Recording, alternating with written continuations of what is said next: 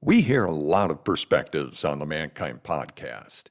Inclusion of a guest is not an endorsement of their views, and the opinions expressed here do not always represent the mission or values of the Mankind Project USA.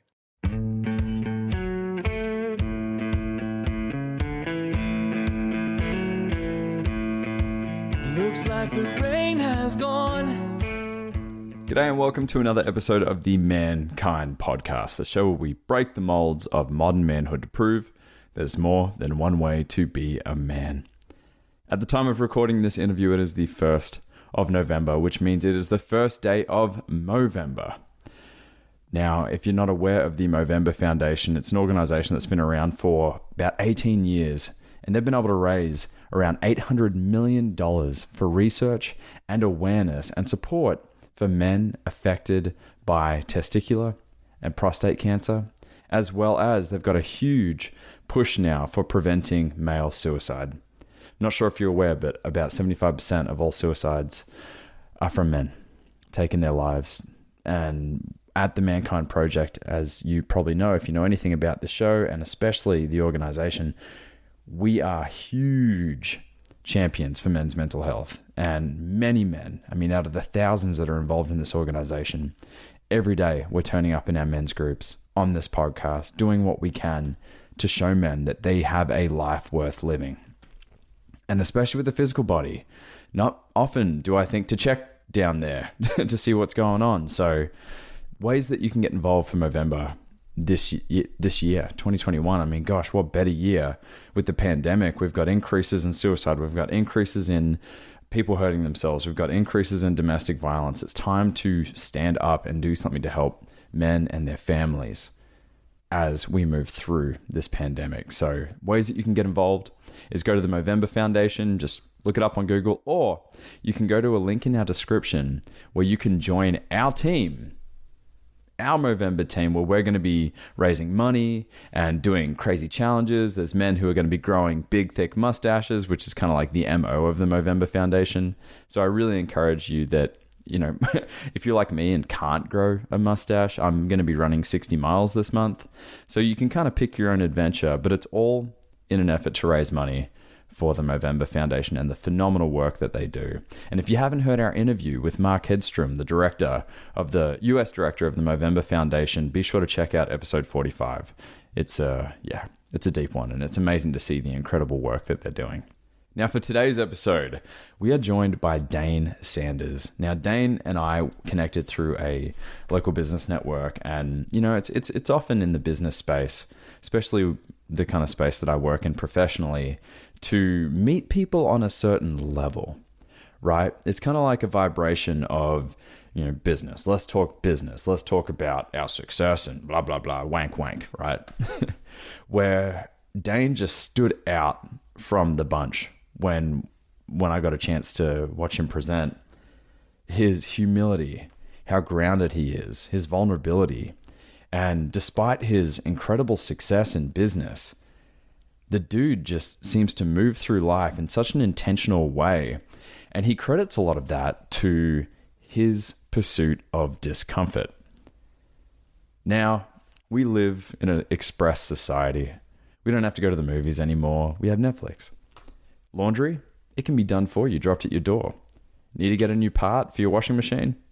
It'll be delivered from Amazon tomorrow. You see, we, with the advancements of technology and the sciences, have it so good these days. We have it so easy. And let me clarify, and we actually get into this in the interview. I say we, let me change that. Let me catch myself. Many of us have it easy. Many of us don't. And so I want to make that clear.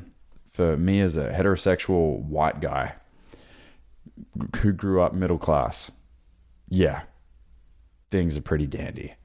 Doesn't mean things don't get tough, but yeah, there's a lot to be grateful for, and things can be pretty good. There are many out there who can't say that and don't experience that. So I just want to call myself and catch myself there. And Dane does a great job of going into this in our conversation today. But just to give you an idea of some of the stats, we're looking at 2% of people at work take the stairs, right? we as a nation here in the United States are nearing 70% of people being overweight or obese. We work out 14 times less than our ancestors.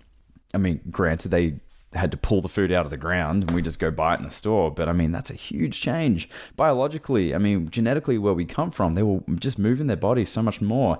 And we spend 95% of our times on average indoors, not outside. And so for many of us, the easy path is the obvious path. It's the chosen path. But what gold can there be in voluntary discomfort? How can we grow as individuals by choosing to take the stairs, by choosing the road less traveled, the tougher route? Well, I think you're going to really love Dane and the kind of just energy he brings, and me personally, just the non-machismo approach that he has to bringing men together to do tough stuff. It isn't, don't be a sissy, don't be a girl. No, he doesn't follow any of those scripts. It's about, hey, we're going to invite you into an opportunity to grow and learn something about yourself. So whether you are someone who's just sitting on the couch right now, just hoeing down on some cheese puffs thinking, Monday, I'll start working out Monday. Or if you're someone who is already quite a warrior that likes to dive into these things, loves the cold plunges, loves to, backpack 20 miles a day, regardless of where you are in your journey and your relationship with discomfort, I believe you're going to get a lot of value out of our time spent today interviewing Dane Sanders from Men of Discomfort. Enjoy.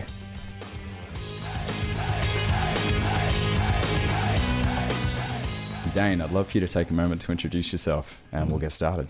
Yeah. Hey, thanks for having me on, Brandon. Thanks for this project. I think it's really important. So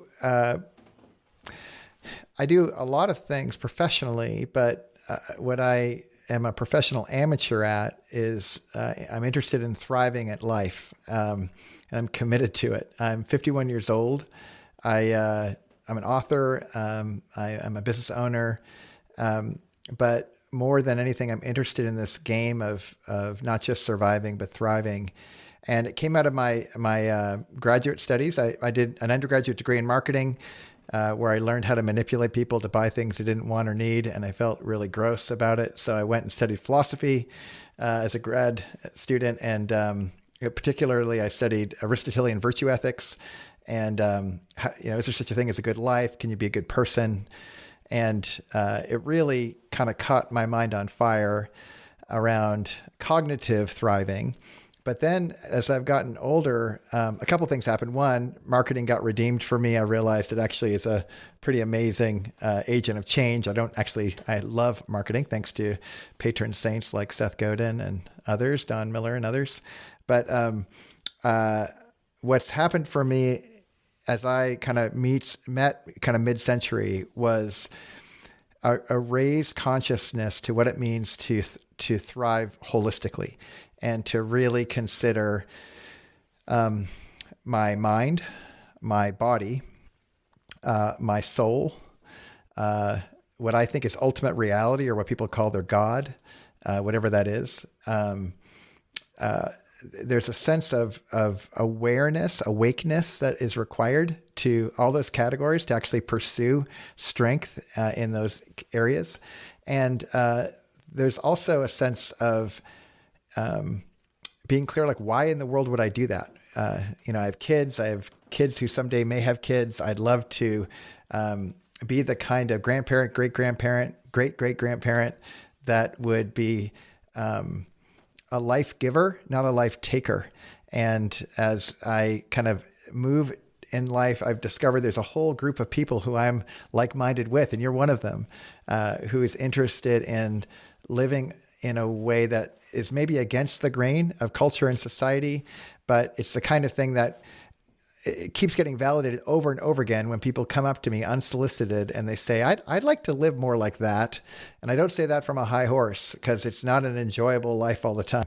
But what they're pointing to is not the process, they're pointing to the fruit, and they'd like that fruit. And it turns out to get access to that fruit requires some discomfort, some kind of voluntary engagement with reality to find that kind of life. And as I'm finding it and failing at it and going again, I've never been happier.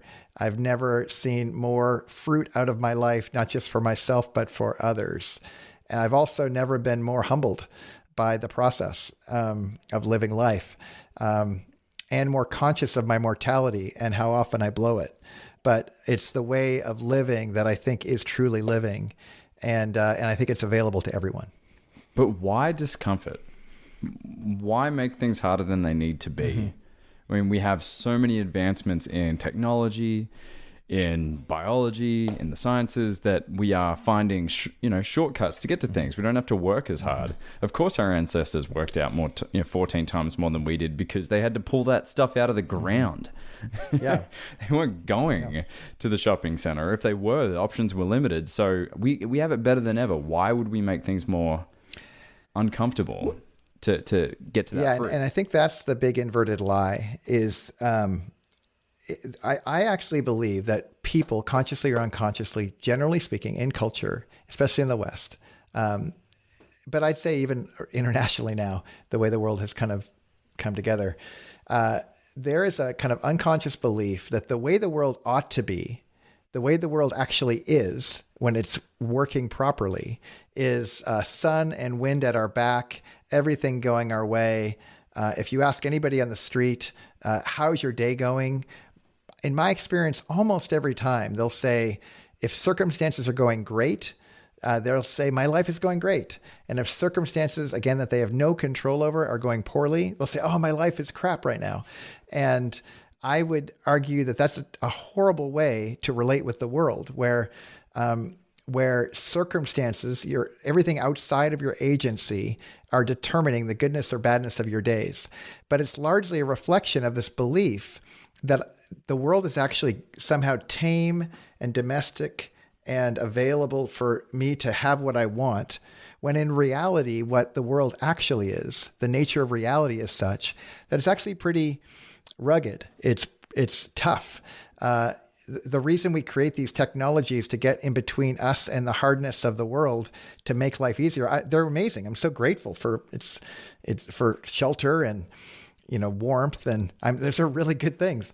But when I become dependent on those things disproportionately, and I actually can't survive or actually find myself flourishing in life when circumstances like the rain or the cold aren't going my way, or even if those are metaphors, when life is stormy and I can't find a good day in it, that's a reflection of the fact that I'm not relating with reality the way reality actually is. And I've actually not even trained myself to relate with reality in a way that you could. One of my favorite sayings that comes from somewhere in one of the Scandinavian countries is, there's no bad weather, there's only bad clothes. And I think of that metaphorically, like, what clothes am I putting on every day? How am I buffeting my body and my life and my mind and my soul so that regardless of the metaphorical weather, I could still thrive?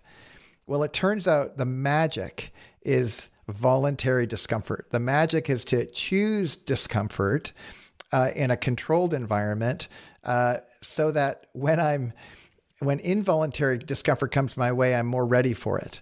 And I can't overstate how critical it is to work these things out in advance of involuntary discomfort.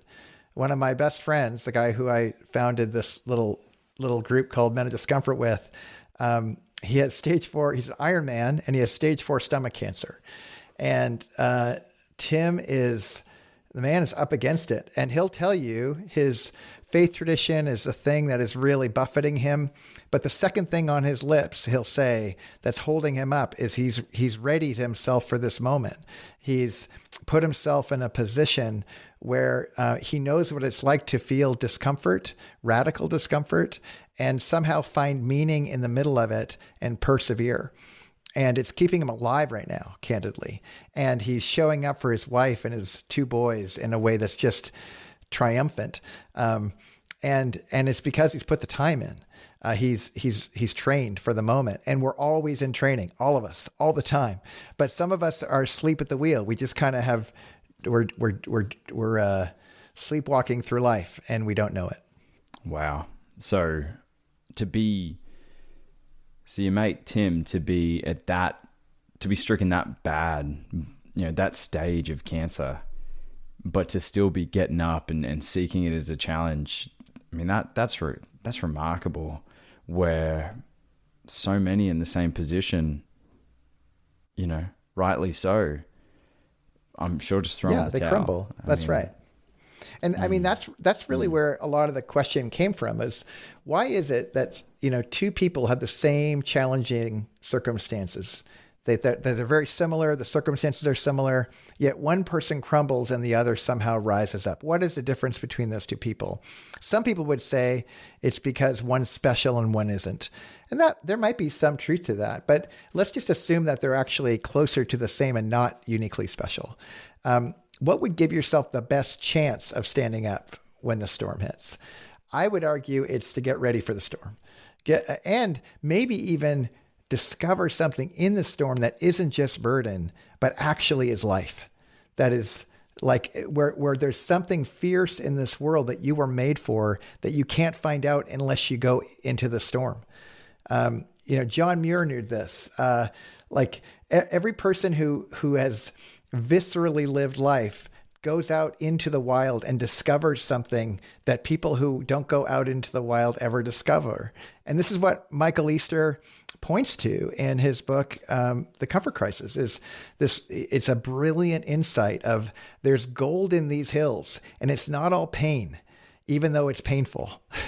It's actually like the mantra I think a lot about is I want to become awake and strong and awake for love's sake. If I can become that, what kind of a training regime would I give myself to become strong and awake for love's sake? Well, it has to involve some kind of voluntary discomfort. Yeah, so my mind instantly goes two ways. One of it goes, well, I'm going to enjoy the fruits of this each day as I do this work and grow. Like I'm going to, those little bricks are going to pile up. Those seemingly insignificant 1% actions are going to accumulate. But then another part of me is like, oh, this is internal doomsday prepping. Like minus the militia and minus the hole in the ground and the food rations for 10 years. It's like I'm preparing my body for what may come in the future, be it a mental challenge, be it an emotional, be it a physical. It's like, why not start now? And I feel like having connected with a lot of doctors on this show and just in life, how many of them speak to their patients after the fact, and where their mindset is when they know they could have prevented something. Obviously not everything. We can't prevent everything, but they could have been more prepared, or they could have prevented it entirely.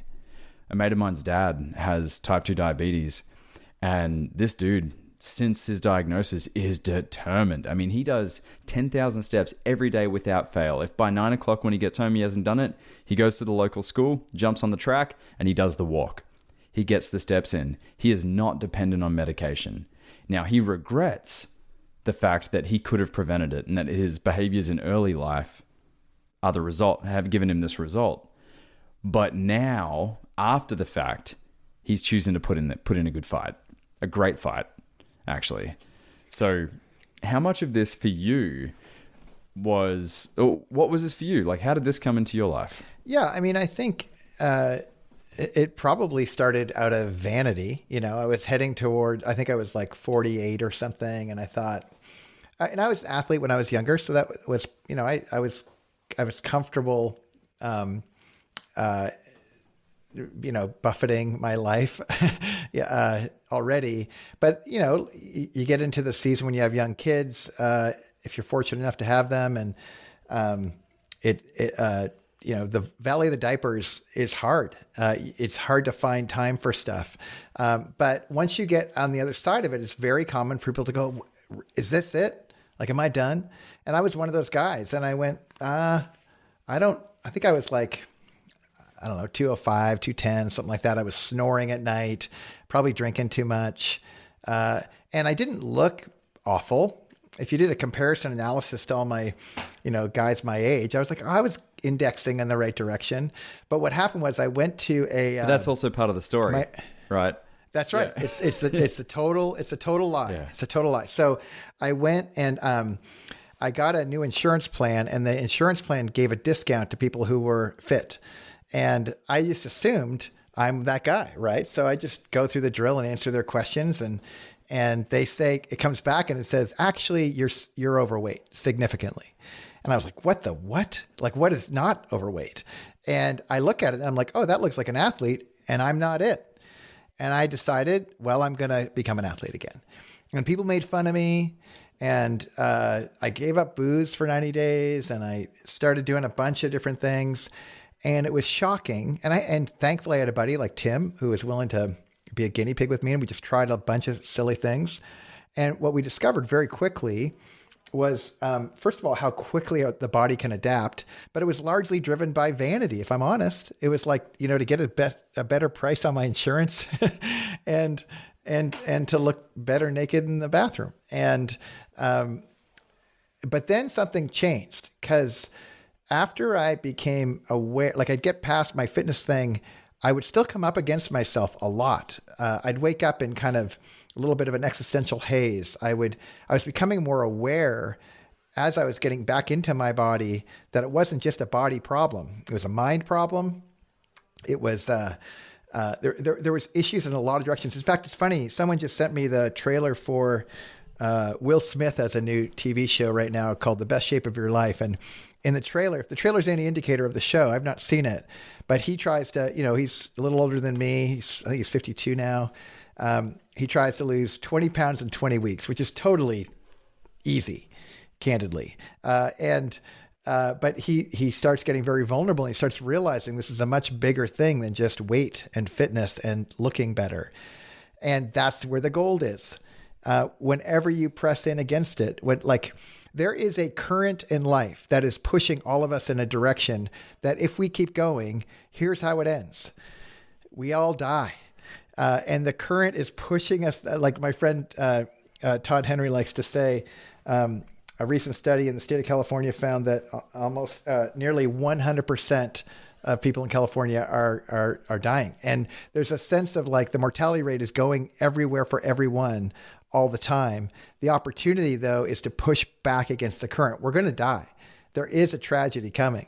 But yet, is it a tragedy if we truly lived when we had a chance? I'm not worried about dying nearly as much as I'm worrying about being alive and not living. And that's what people are doing right now. And they will have regret. They will look back and go, what if? And they don't need to. They could today, like literally right now listening, go, I'm going to draw a line in the sand today and make a shift. And that's what began for me. And then a lot of things opened up, man. Like I'm probably 12 to 14% body fat right now. Probably the strongest. I mean, I probably could lift a little bit more when I was in my 20s, but not much. I run, I jump, I wrestle. Wow. There's not much I can't do now. And I go like, this is amazing. It's so fun to live this way. Yeah. It's something that a coach of mine used to talk about was when he would work with people in their older age, and he would call it being physically able, meaning you go traveling on vacation, you see the top of that hill, you are able to get there. You're in a dangerous situation where you need to leg it and step and get out of the way. You are physically able to get out of the way. Yep. And I think it's important that you mention, it's so easy when trying to figure out a physical health goal to totally discount what we call the vanity aspect, but just what we see in the mirror. I want to look better in the mirror. I want the person in the mirror to look better than he does right now. And so many people, for whatever reason, whatever experience, whatever trauma, will denounce that being a motivation for them because they don't want to sound vain. They don't want to sound cocky. They don't want to sound like that's a thing. And it's like, no, like to be able to look in the mirror and go, man, I've worked my ass off for this. Feels good. And I'm proud of myself when I look at this. That's right. Right? Now, these days I look at myself in the mirror and I'm like, I'm a couple cookies away from a truffle shuffle. Like, well, but you signed up for Men of Discomfort, so I'm not worried about that. That'll get taken care of. Yeah, I know. Best thing is it's January 1st. So, new year, new me. It's every cliche, right? I'm going to be a pig till January. But Dana, one thing that attracted me to you and Men of Discomfort is, especially with a lot of the men's challenge programs that are out there is they're all very like SEAL based. It's all macho. Don't be a wuss. Don't be a sissy. Don't be like, be a man. And for those that listen to the show and those that know me, that is not. When I was 18, yeah, like doing bench press with the 80s, like, let's do it. Don't be a P word, like just pick it up and lift it. And that wasn't healthy for me. It may work for some others, but what I love about this group and what you're putting together is that it's inclusive. If you're enjoying the Mankind podcast, how about taking another step? Now, this one takes some courage, and you have it. Come check out the Men's Work Introduction. It's 3 sessions over 3 weeks. New sessions start every month where you can join other men on the path. Go to bit.ly/menswork1. For all men where they're at, it's do they want to be better tomorrow than they were today? Are they willing to lean into that, maybe that just 0.5% of discomfort today than they did yesterday? And it's kind of like pick your own adventure. It isn't you need to buy into the dogma that is this program and our beliefs. It's really you're opening a door for people to discover what they're capable of. And I'm already feeling the differences kind of on my own little pseudo journey just from signing up for the January group. It's amazing how like 14 days in a row I've drunk between 2 liters to 1 gallon. I don't know what that is. And, I've been putting water down unlike ever before in my life simply because I made the commitment for January. It's like, wow, I want to start now. And I'm seeing those benefits. And it may not be giant changes, but I can just feel it. And even in the habit alone is my self-worth is going up. It may not be reflective in the mirror of like what the goal may be or what I want to see, but I know each day I'm doing something for me, whether it's drinking water, whether it's having a cold shower. Now, I'm not good at the cold showers yet. I've tried. I've kind of stood under the water with my hands and kind of like played with it. I haven't quite done many full-on plunges yet, but it's all steps, right? Well, it could be steps. And let me comment on a couple pieces that you're describing. So I think of like Dave Goggins, for example, who, Goggins is, he's a unique, one of a kind bird, like, and he'll say as much. I mean, you spend any time, whether you read him or you're around him, you're going to find out pretty quickly. It's actually really interesting to read or watch videos around his partner and what she says about life with him. Oh yeah, wow. It'll become really evident very quickly to you that David Goggins is not like everybody else. And he keeps telling everybody this, but people go, I want to be like, get hard and, be more like him. Yeah. I want to be like Goggins. Right. And he's like, no, you don't. You don't.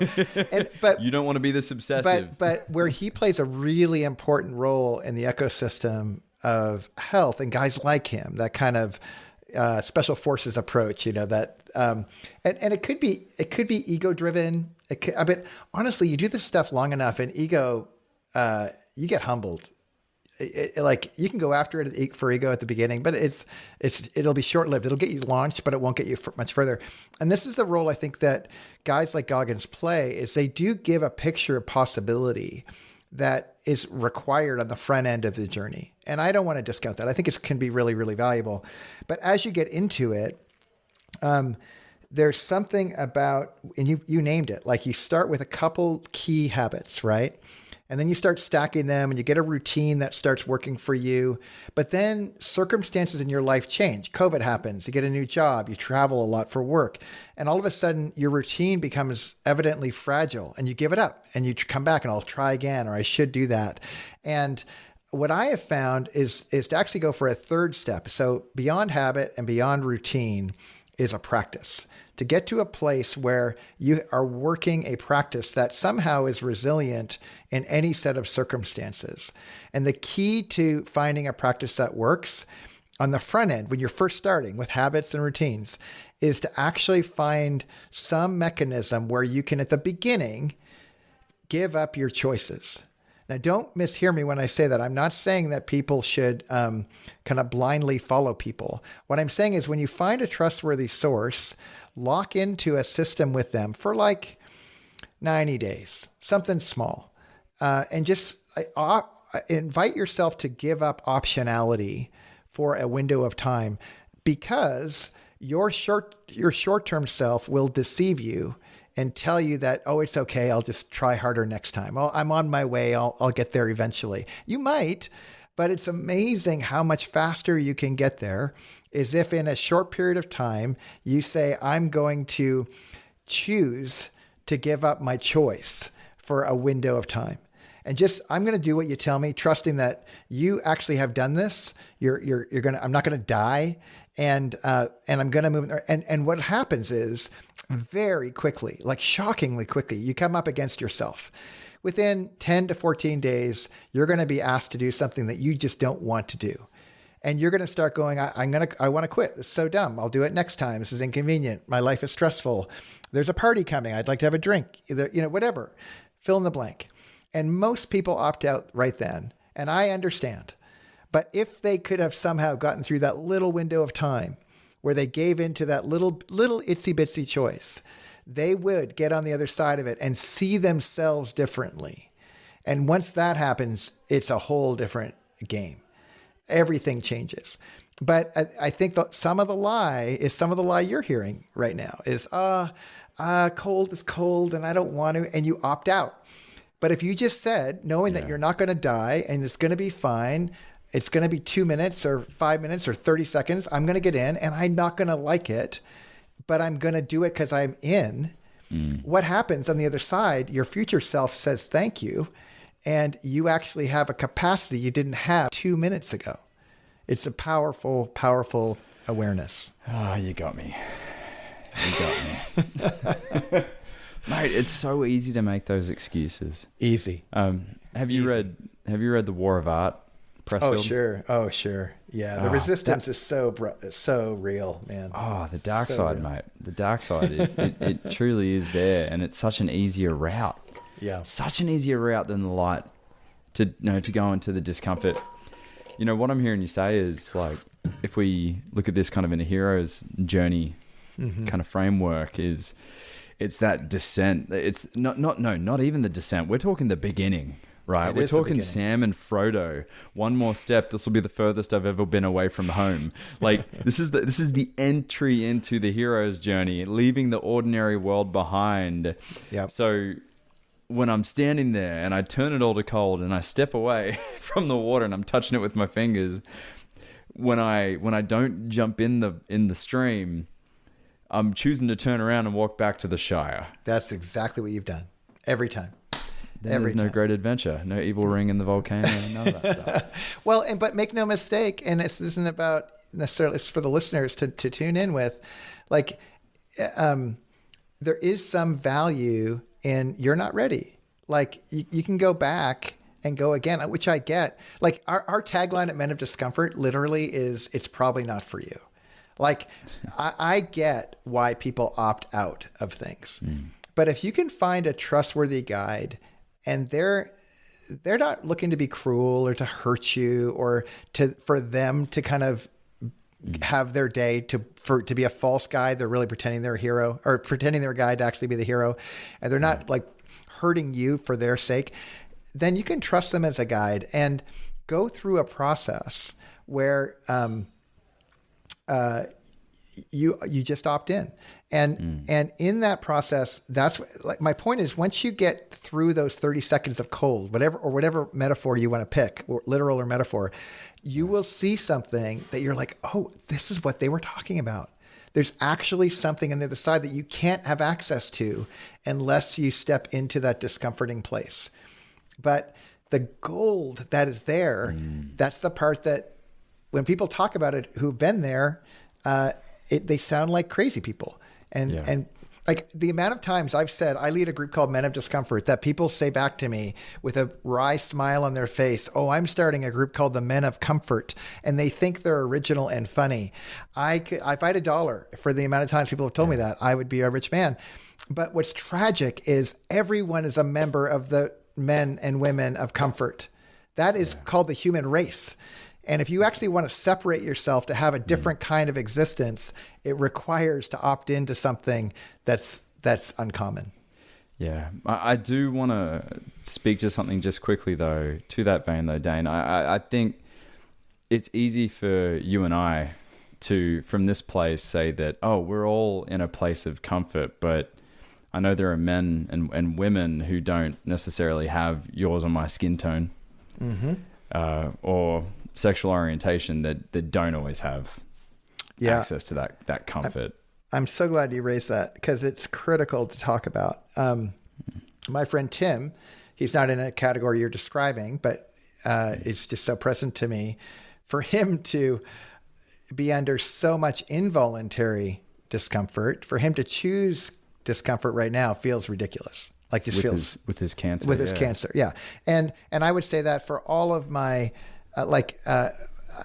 I run a company called Tell Me Your Dreams, and there's a significant group of people who would say to me, "Well, that's luxurious. You know, I don't have time to dream. I'm busy trying to live.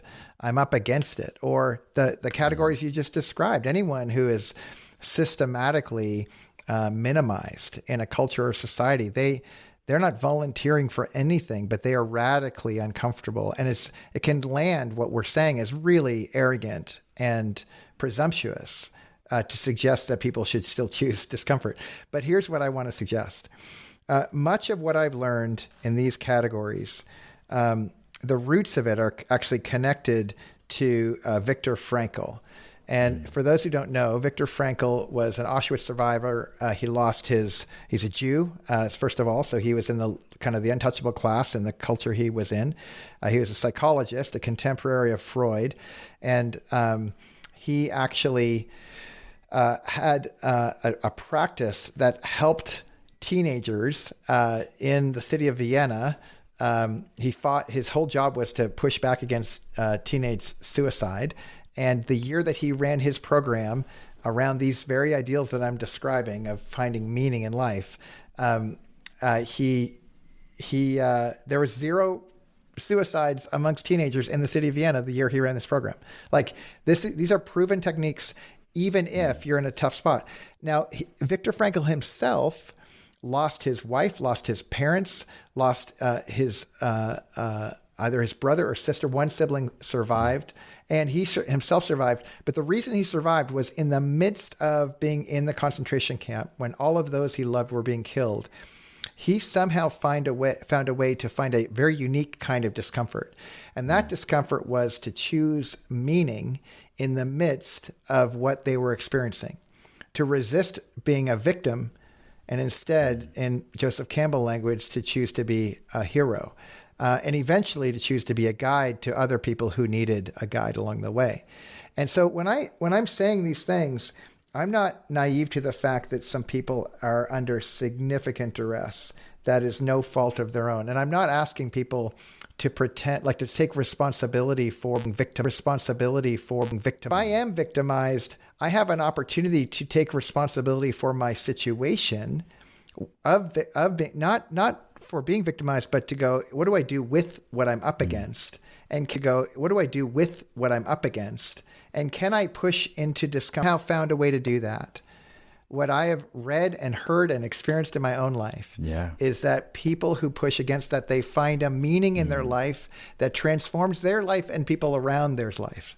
So it's not just about physicality. It is about mental, spiritual. It's holistic. And there's opportunity for everyone to do that. Beautifully said, Dane. Beautifully said. For those listening, if you haven't read Man's Search for Meaning, pick it up. It is an absolute tearjerker, and it's so wild to read about his experiences in the concentration camps and the ways that he was counseling those around him and inviting them to find meaning out of this experience, inviting them to visualize life after the concentration camp, when everyone there was just certain that there was no future outside of that camp, that they were either going to die or be there forever. And, you know, it's I think it's so easy to go, well, if Frankl could have that mindset in the concentration camps and, then anyone in a tough situation should be able to do it. No, that is very naive to think, right? Because, I mean, he was someone who was gifted with a lot of skills into that situation. Well, I think he certainly did theoretically. He had to put a lot of it to work in practice. But here's a simple, accessible idea that I think anyone could listen and hear this. So let's pretend, here's the proverb. Two guys are pushing rocks. One guy's pushing rocks. The other guy's building a cathedral. And let me give some context.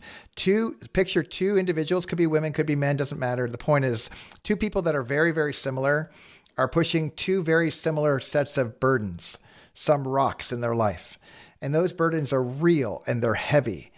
And one person is doing it nihilistically, without meaning or purpose, and the other is doing it with vision and purpose and clarity as to why they're pushing the rock.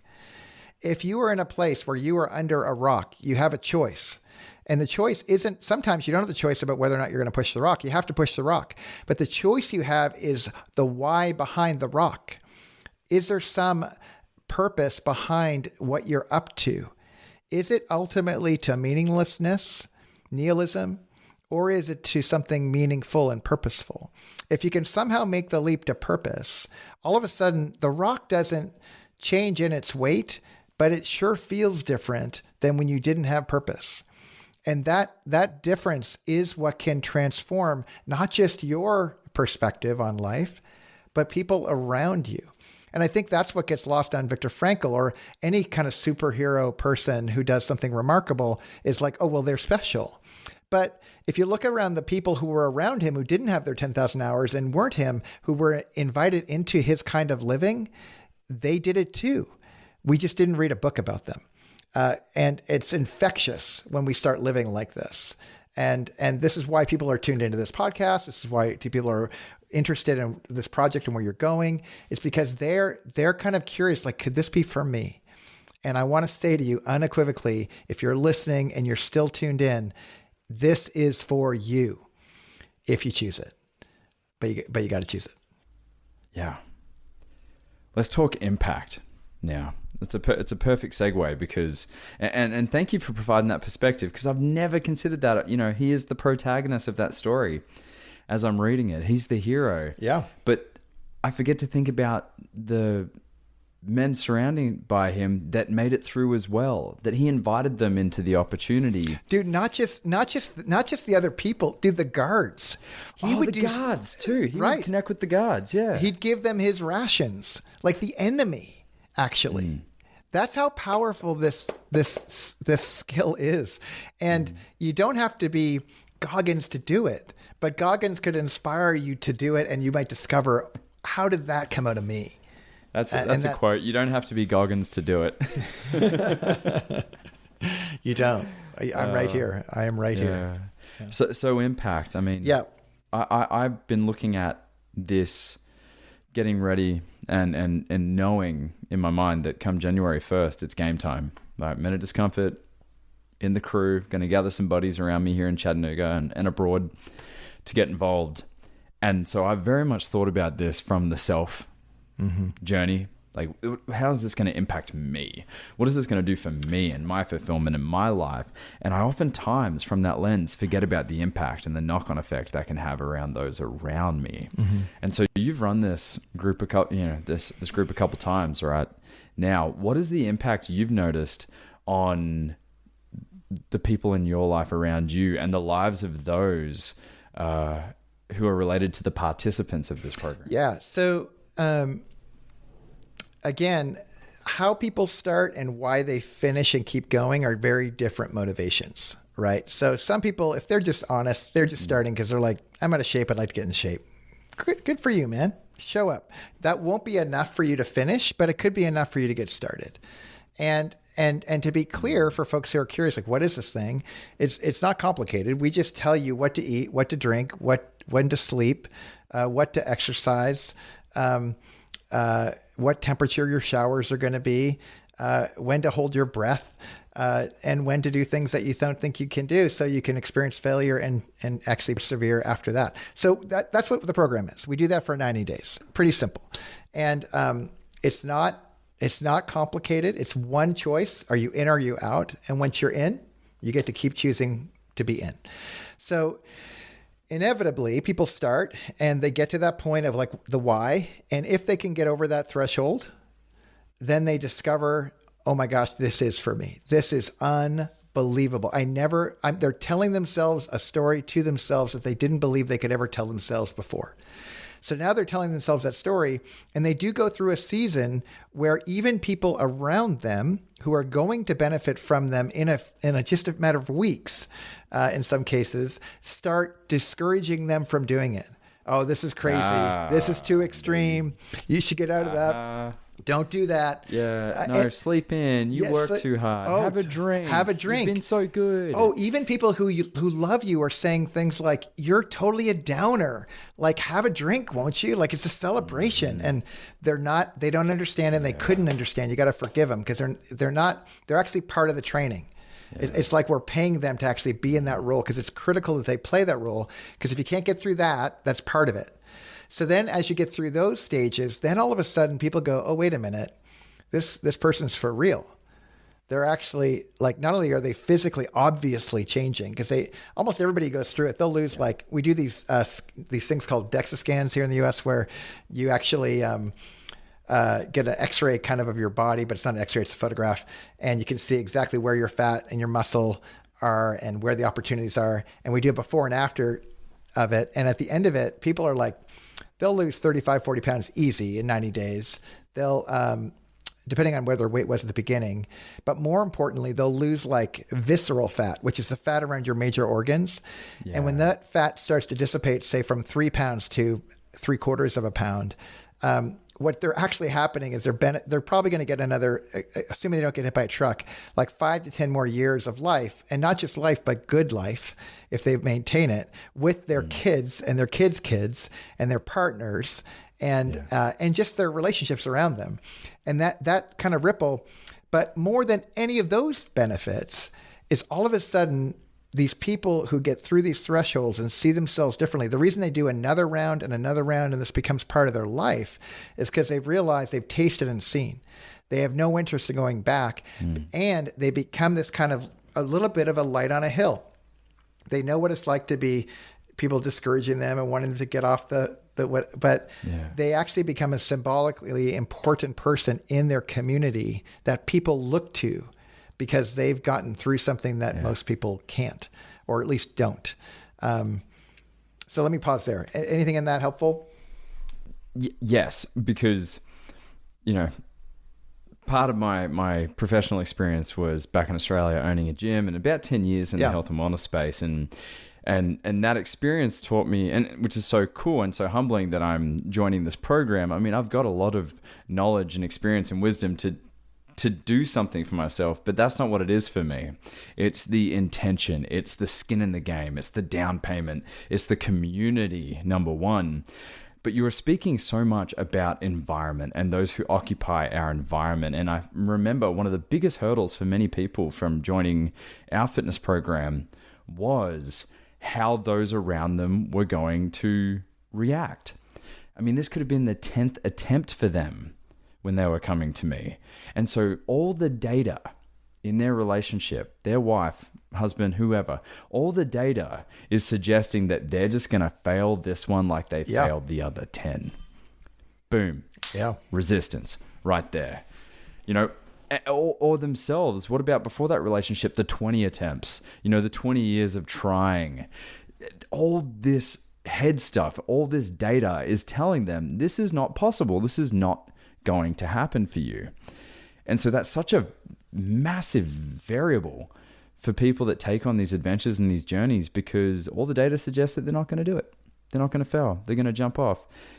And that's where I feel like the community is so important in this, not to try and do it alone, because it's easy for me in my arrogance with 10 years in an industry. You got to learn something over 10 years to go, oh, I know what to do to get myself in better shape and all the rest.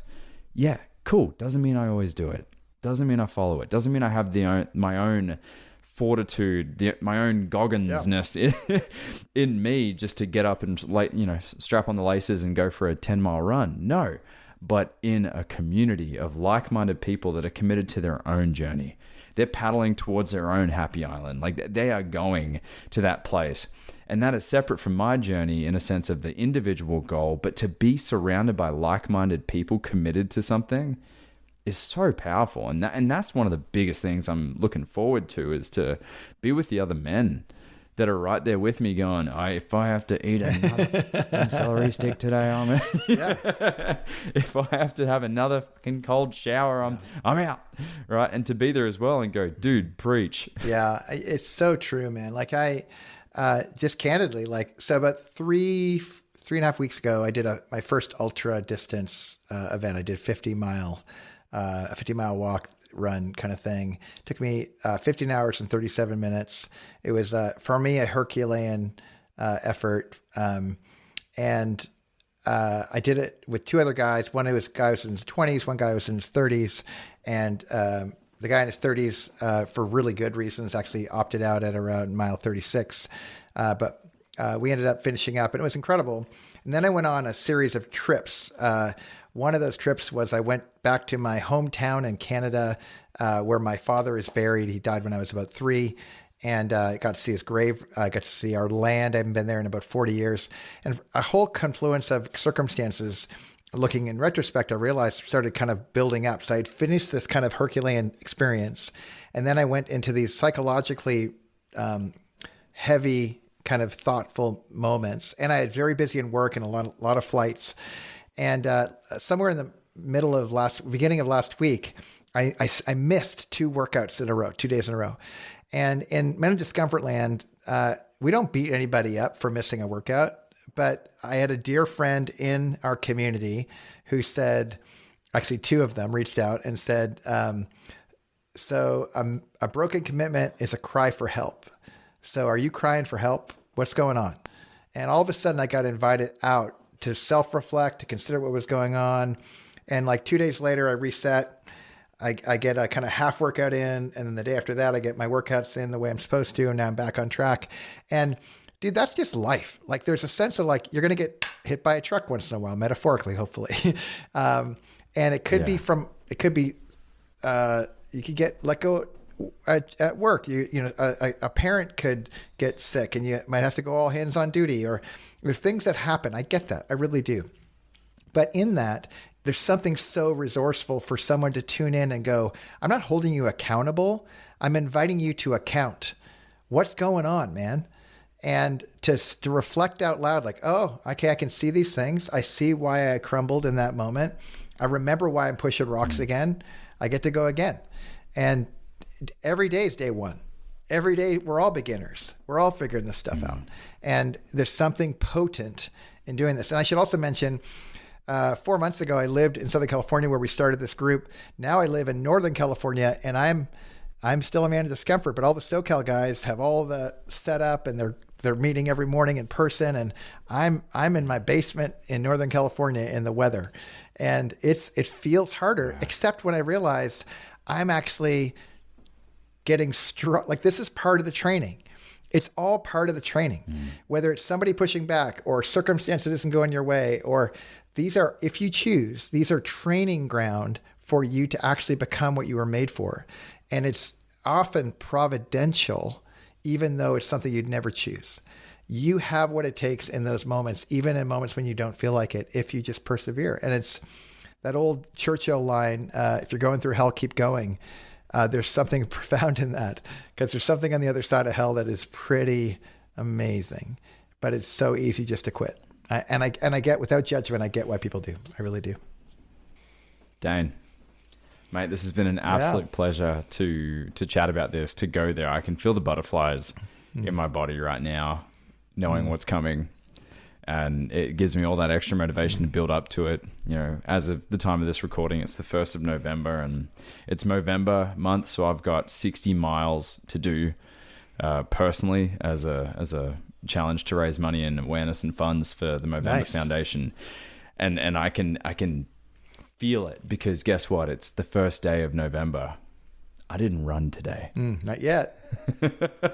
Not yet, right? So it's this I love the invitation to kind of ask the question, what are the justifications? What are the stories that are leading the narrative right now and causing me not to see what's actually happening? And so I'm really grateful for this conversation with you, Dane. And so how can people find out more information about Men of Discomfort and this next group you've got starting in January? Yeah, for sure. So if anyone's interested in finding out more, it's not hard to find. It's just menofdiscomfort.com. And by the way, quick word, even though I suspect at the Mankind Project, it's mostly gentlemen that are listening, but I recognize everyone's invited. One of my best workout partners is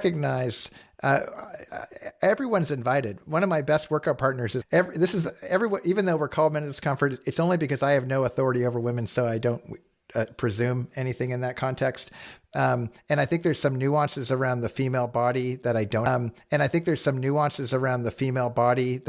invited. menofdiscomfort.com. If there's someone out there that wants to start womenofdiscomfort.com, let me know. We could partner. It'd be fun. But we start every quarter. We go for 13 weeks, and you want to start on day one. You don't start midstream, and it ends at the end with a really significant challenge that will give you what Brandon's describing as butterflies all the way along. And that challenge isn't even about accomplishing. It's actually about finding failure and discovering something in that.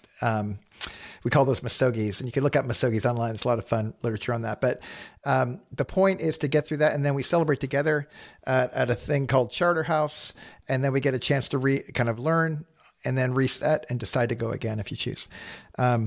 Anyone who starts it, they end up, you don't start as a Man of Discomfort. You start as a future Man of Discomfort. We call you futures. And after 90 days, then you are invited to make a few more optional choices. But until then, receive the gift of not choosing. menofdiscomfort.com is where we can be found.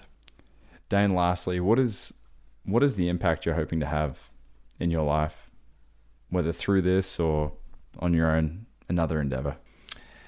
I think a lot about my kids, and wonder, and that doesn't have to be my biological kids, by the way, but the influences. Like, I'm having this amazing moment right now where there's a student of mine when I taught at a college called Westmont College back in the 2000s, and this guy named Justin Zarate, he's a stud. He's an author and amazingly accomplished individual. But I met him when he was like this 21-year-old punk, and maybe 19, 20. And now he is a very accomplished guy. And my son, who's 22, is trying to get a job at the company where Justin works. And Justin is rallying for my son and coaching him. And it is just like the father's dream to have somebody else show up and be that kind of, co-laborer of mentoring a kid. And I was just writing Justin over the weekend saying thank you, and he wrote back, he's like, dude, this is just a circle of life thing. I'm so stoked because you invested in me, I get to invest in your son. And like, that's the dream. So the kids is that. And I candidly, selfishly, I'm in this thing because I want to survive and I want to thrive. But when I think about what this world needs right now are examples of people who are doing that in the midst of some of the hardest circumstances imaginable. And our kids are going to need those examples for them to flourish. So that's what I'd like to see happen for the rest of my days is to actually be the thing I want for other people. Dane Sanders, Men of Discomfort. Be sure to go to the website, check it out, find out some more information. It's probably not for you, but it also could probably not be for me. Let's find out together, knowing that it's all for a great cause. And I believe everyone who listens to the show is capable of things that they don't know are possible. That's including right. Me, including you, Dane. So that's right. Can't hurt to check it out. Thank you, brother. Hey, Brandon, before we go, just let me say thank you for your leadership and your generosity and the way that you put your life on the line for these things, the way you're standing, the way you ground in the midst of it, the ways that you go again when you miss it. It is potent and profound, and there's a lot of people that are nodding right now, listening, grateful for the contribution you make. So thank you for leading. My pleasure, man.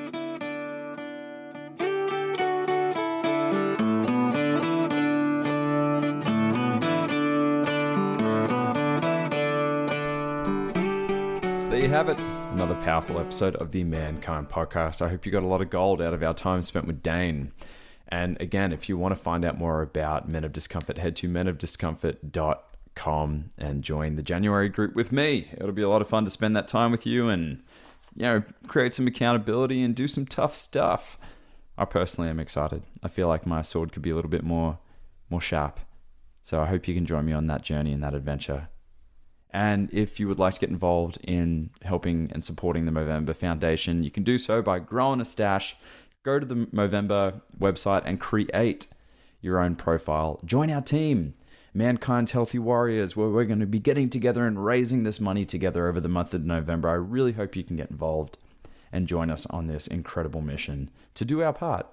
That's what we do in these nonprofits. That's what we do as an organization, is we do our part. We create our own ripples and support the men that need support the researchers that are doing what they can to fight these horrible diseases, and more importantly to me personally, is helping those men that are questioning if their existence is worth hanging around for. Because it is. And if you're listening to this right now, you are worthy. You are capable of living a fulfilling existence. And we are here to support you. We are here to support you through whatever the challenges are. And not around and not away, but through the challenges. Because I'm telling you right now, as someone myself who has tackled and struggled with suicidal ideation, who fortunately has one unsuccessful and only attempt in my past, I want you to make it to the other side. And you can. And we can, by supporting those who are in the depths right now, who are fighting for each day, for each breath. So to find out more and get involved, head to the links in the description to join our team for Movember. And if you want to sign up for Men of Discomfort, the links will be there as well. Lots of love, guys. See you next week. This has been the Mankind Podcast, produced in association with the Mankind Project USA. I have been your host, Brandon Clift, and I personally want to thank our guests for joining us today and imparting their wisdom from their experiences in this amazing journey called life. And of course, I want to thank you, the listener, because through your attention and your support, you make it a heck of a lot easier for us to let men out there in the world know that they are not alone and that there is more than one way to be a man.